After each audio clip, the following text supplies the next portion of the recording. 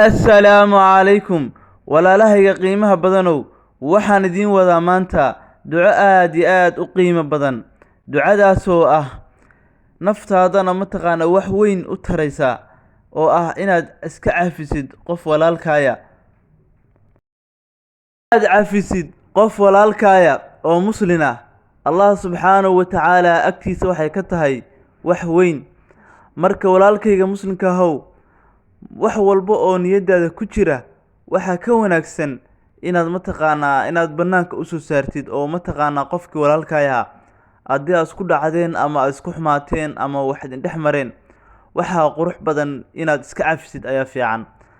sababtoo ah cafisku wuxuu ka mid yahay qayb ka mid waxa weeye farxadda.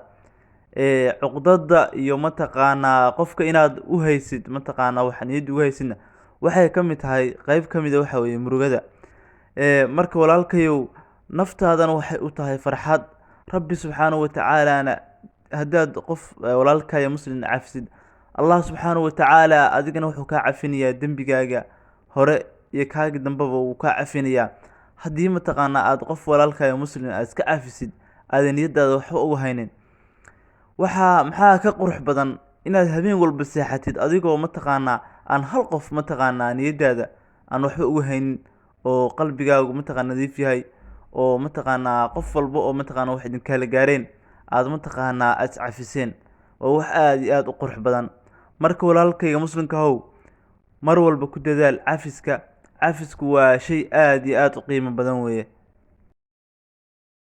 walaalayaal, waad aragteen cafiska qiimaha uu leeyahay. inaad qof walaalkaaya aad iska cafisid qiimaha ay leedahay waad aragteen. imise gaalo ah, imise mushrikiin ah ayaa jannada ku gashay cafis ay iska cafin jireen dadka. marka walaalkayga qiimaha badanow, inaad qof walaalkayo muslim aad cafisid, allah subxaanahu wa tacaala agtiisa waxay ka tahay wax weyn. cafiska aad cafisid walaalaha waxay kugu abuureysaa farxad iyo jawi degan iyo deganaansho ayaa kaa muuqanaysa marka aad dadka walaalaha ee muslimiinta iska cafisid.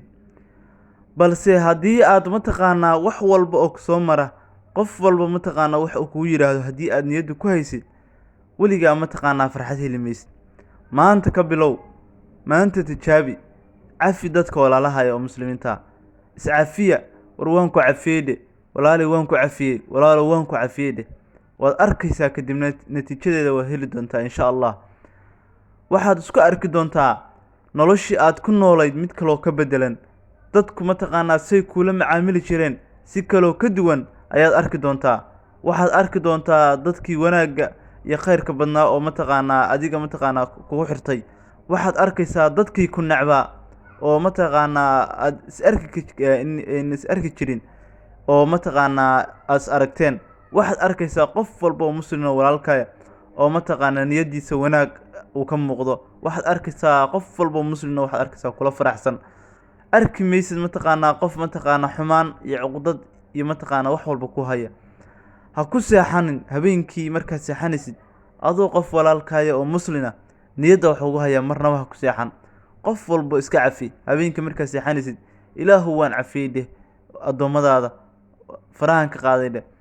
marka ducadaas mar walba ku ducayso walaalkayga muslimka ahow. cafiskuna waa shay aad iyo aad u muhiim ah. in la is cafiyana waa nolosha qayb ka mida